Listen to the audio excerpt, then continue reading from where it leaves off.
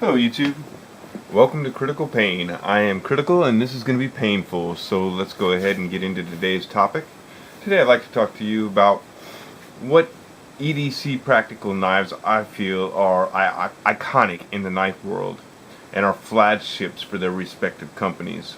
Each of these companies mentioned in this video, love or hate them, have been producing a decent quality and affordable practical pocket knife for decades.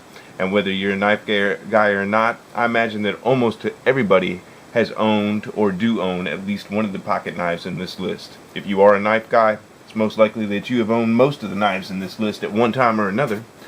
The criteria I chose for this video in choosing these knives are: it is a modern pocket knife with a pocket clip. It's one-handed opening and closing. They have been produced for at least a decade. They are still in production at this time. They are $100 or less, and they are good quality and safe to use. I should mention that 4 of the 6 knives that we are going to discuss today I consider to be the fantastic 4 knives in the knife world. If there is a Knife Hall of Fame, I am sure that these 4 knives would definitely be in there. I still consider them to be some of the very best knives that are available for under 100 bones or less, and are some of my favorite knives for EDC. Another note, all of these knives are very popular, and I will not be going into full lists of their good and bad attributes because each of these knives have many reviews on YouTube and the internet. Now that the rules are established, I introduce you to the 6 knives that need no introduction, as these are the iconic 6 knives in the modern knife world. So let's get started with the first company of the iconic 6, Gerber. Pete Gerber established Gerber in 1939 in Portland, Oregon, and started off making small batch cutlery for gifts, and by 1960 had grown into a knife giant. They were a giant for decades and made high-end, high-quality knives, until 1987 when Fiskars bought out the brand, and the giant has fallen. Today, still under Fiskars' control, is struggling to regain respect in the knife world. The Paraframe was introduced by Gerber in 2003, and today this knife has many different models available, like the Paraframe 2, just a little bit bigger, the Mini Paraframe, and the Paraframe AO assisted opening. These models are available with different style blades. The handle is a 314 grade stainless steel. The blade is a 400 series surgical, high grade surgical stainless steel. Not 100% sure what that means. I believe that just means this is a mystery steel. It is a thumb stud opening knife with a frame lock, as you can see right here. It does carry pretty well in the pocket. It doesn't take up a lot of real estate, and it is very stiff on deployment. The lock bar is very hard to disengage. The knife is tip down carry only. About 10 years ago I found one of these out in the dirt and the muck, and it was in really bad shape. I was able to take that particular knife apart, despite it has a free spinning pivot right here, which prevented me from taking this particular knife apart. So I cannot take this knife apart. The pocket clip is not removable. Even if I was able to get this pivot out, you can see right here, if I was to take this pivot pin out here, there's actually a little bit of material right there that would make this pivot not too deep. It wouldn't seat properly anymore. They sell for, well, before that, the other bad thing about this that I really feel I should mention is this knife is the only one in the lineup that can cut you when closed. You can actually get, this is my finger, I can get it in there and actually touch the blade. So that's kind of a, not that big of an issue. Yeah, I guess it is that big of an issue, and you just got to be careful when you're handling this in and out of your pocket or handing it to somebody. So that's the Gerber Paraframe. Price point 15 to 25 bones. I do not know of any other knives that Gerber has produced for more than a decade that I can include in this video, or could be even considered for this video. I'm just a little too lazy to research a company that I'm not too fond of. So if you or somebody else know of another knife that can be considered Gerber's flagship for this video, please leave it down below in the comments and let us all know. Moving on to the second knife in the iconic 6, we are going to move into CRKT, Columbia River Knife and Tool. It was founded in 1994 by Paul, excuse me if I'm not saying this right, Giuseppe and Rod Burmer. Both individuals were formerly employed by Kershaw Knives. CRKT makes a lot of tactical and bigger knives, but they do have a few knives that are easy EDC friendly, including one of their flagship models, the M16. The M16 was designed by the late Kit Carson in 1999 and is CRKT's practical pocket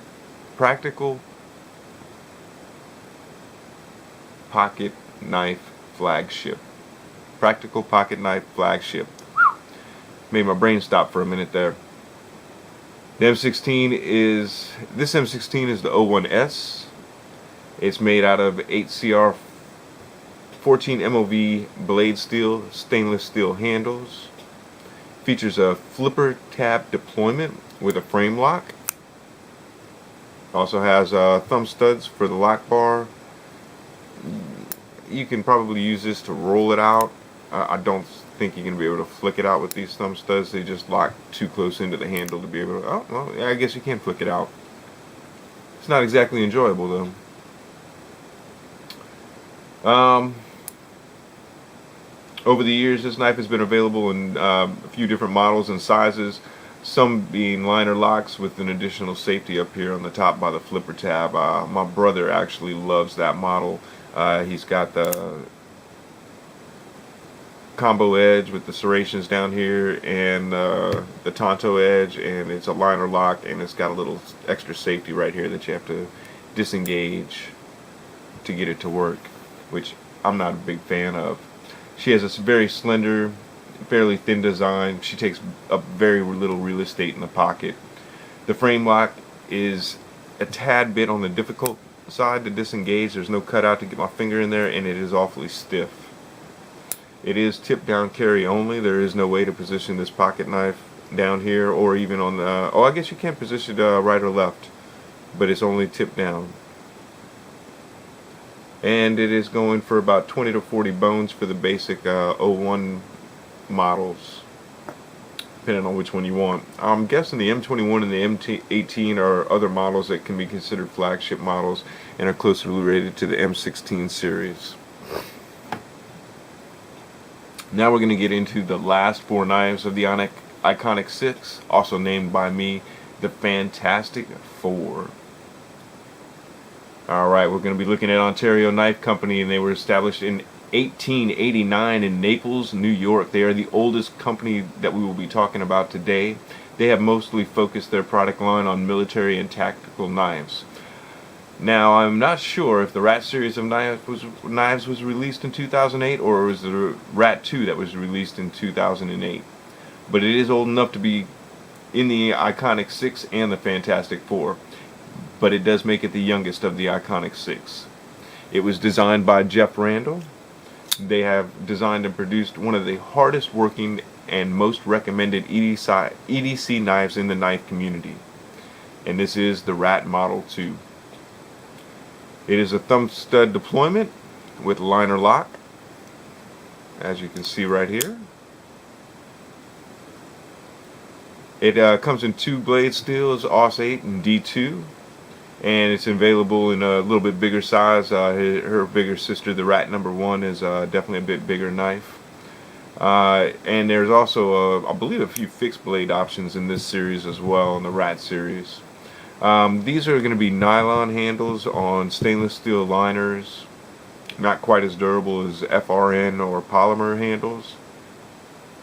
It is a 4-position pocket clip, and it's pretty ambidextrous. The only difference for lefties is going to be right here with the liner lock. It's going to be a little bit difficult or different engaging that. And sorry, I am a lefty, but not with knives.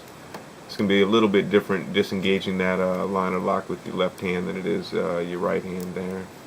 So that's about the only difference with this particular knife. So that's our Ontario Rat number 2, excuse me, that we're looking at. And she is a bit on the chubbiest side. She is going to be the thickest knife in our lineup today if we look at our other two that we're looking at here. It's the M16 and the Gerber paraframe. She's definitely a bit on the thicker side. And she has texture scales. They can be a tad bit rough on the pocket, but they're not that bad at all. These ones sell from between about 30 to 50 bones for your basic right model too, depending on which steel you want to choose from, and obviously what maker you want to go to. I am not aware of any other pocket knife that Ontario produces that could be considered a flagship model for their particular company. That brings us up into Kershaw. Pete Kershaw was a cutlery manager in the 60s and the early 70s. He decided to open his own knife company, and in 1974 Kershaw Knives was established. There's a lot of variation in their product line, and every year Kershaw puts out many new knives, some being home runs and some being swings and misses. The Kershaw Leek, which was designed by Ken Onion in 2003, is Kershaw's flagship model. It has been one of my favorite EDC knives for years now. It's a spring-assisted knife. It can be deployed with either the flipper tab or the thumb studs. The thumb studs also double as the lock bar for this particular knife. And it comes in either a frame lock or a liner lock, depending on what kind of handle material. This is just a basic stainless steel handle.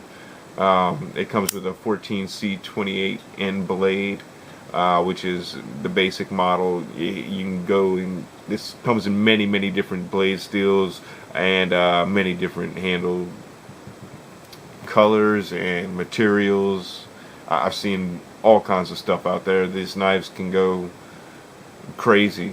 It's just insane. This knife here probably takes up the least amount of real estate. She is the thinnest, in all the dimensions really. She's even the M16 right here. If I put the M16 on top of her with the flipper tab, she's still just a little bit thinner than the M16 with the flipper tab, just by a hair, but not by much. She's also thinnest in this dimension, and she's also not very long in this dimension either. So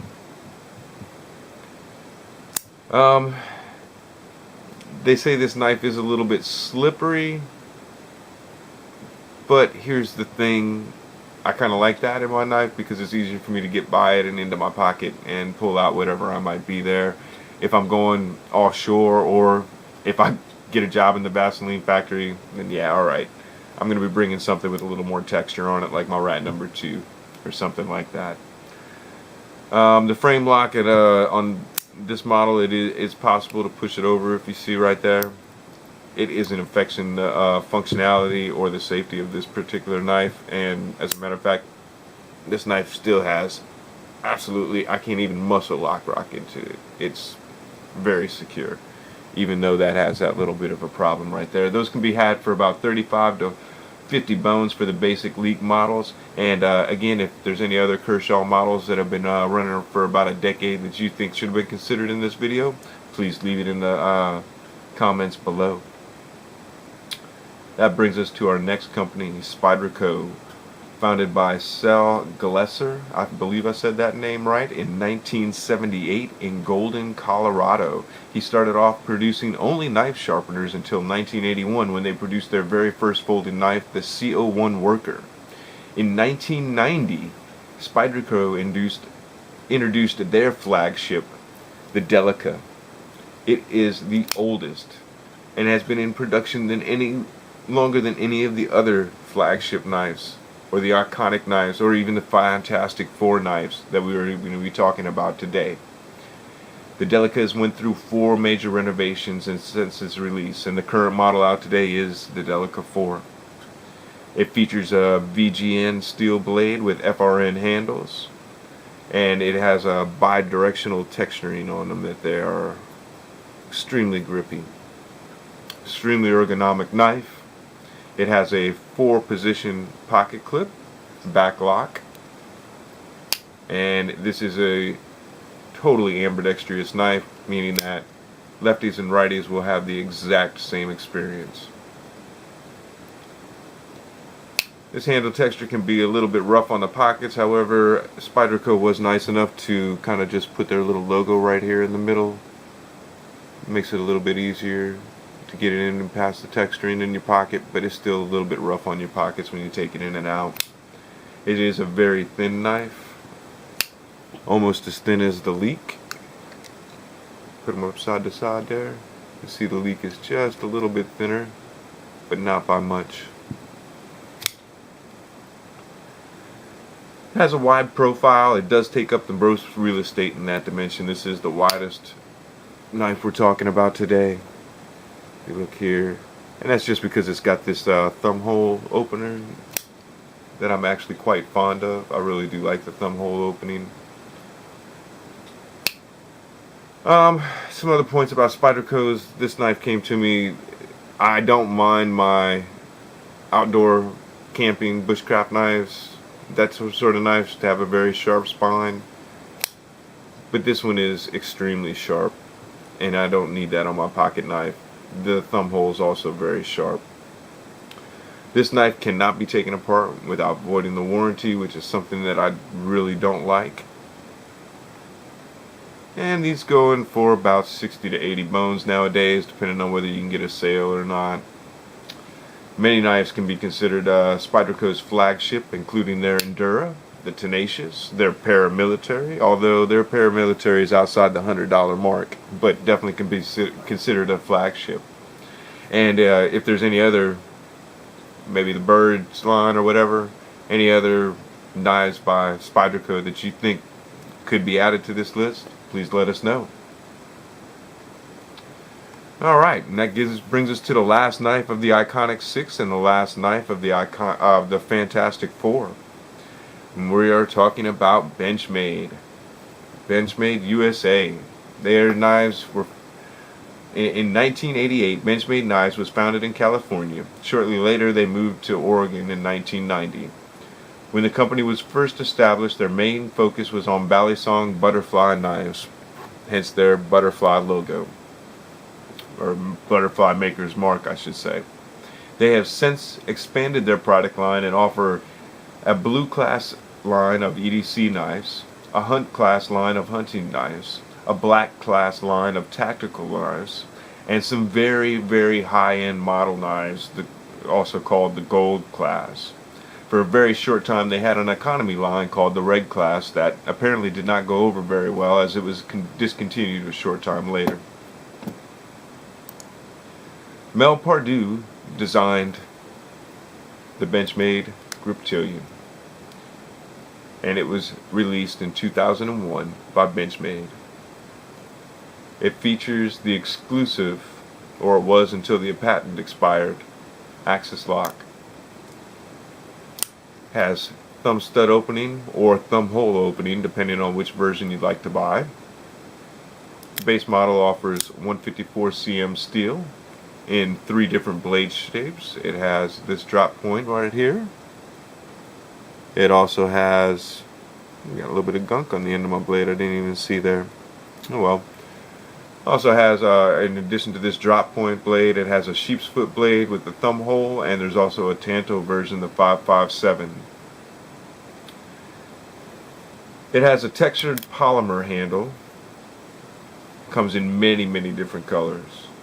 It has a 4-position pocket clip. It does not have a 4-position pocket clip. It has a 2-position pocket clip for left or right hand carry. Tip up only. And it is another fully ambidextrous knife. Lefties and righties are going to have the exact same experience. She is kind of chubby, but not quite as obese as our rat number 2. As you can see, the rat number 2 is definitely a little bit bigger, but not by much. Textile handle materials on this polymer are extremely rough on your pockets. There is nothing like the pocket clip sets right down on top of that texturing there, and that's rubbing on your pocket as you're pulling in and out, and it will, it's going to fillet your pocket real quick. So these are also, as you can see, very fun fidget knives. Opens and closes really nice, has a really nice action to it. But anyway, I'm going to go on. not in this price point, but definitely another iconic model that can be considered a flagship for Benchmade and can be considered an icon in the knife world, and definitely a fantastic knife is the 940 model. It's actually one of the ones I'm considering buying. I'm wanting to spend a little money, and it's my birthday coming up, so I'm going to go ahead and invest money and buy my first over $100 pocket knife, and I'm considering the 940 to be one of those. Alright, so that concludes a look at our iconic 6 and fantastic 4. I would like to point out that some of these companies that have been mentioned today in this video have more than one flagship model, as we discussed. I have chosen the knives that are practical and appropriate to me and that I collect. Also, I have not covered every manufacturer that makes pocket knives. I've only covered the companies that have made a long-term, more than decade-long practical pocket knife that suits me. If you're interested in what kind of practical pocket knife suits me, please see my first video. It's kind of long, but I don't know, I guess it's a little interesting. For example, I did not cover buck knives in this video today. However, their iconic 110 has been around for decades. But it's not a practical pocket knife for me to carry. It's honestly a little on the big side for me. It doesn't have a pocket clip. It's not one-handed opening.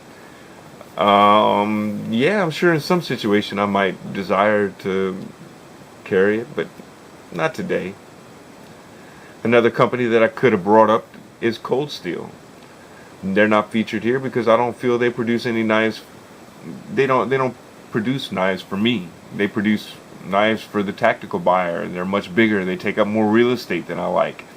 I have no tactical training skills with a knife, and they don't tickle my fancy, so therefore I have no desire to collect or own them.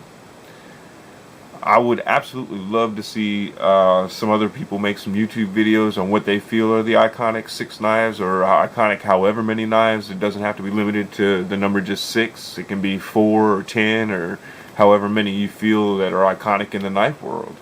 Yeah, and that's the fun thing about YouTube and how all this works is, you know, there's really no rules except for the rules we make up, which I kind of like.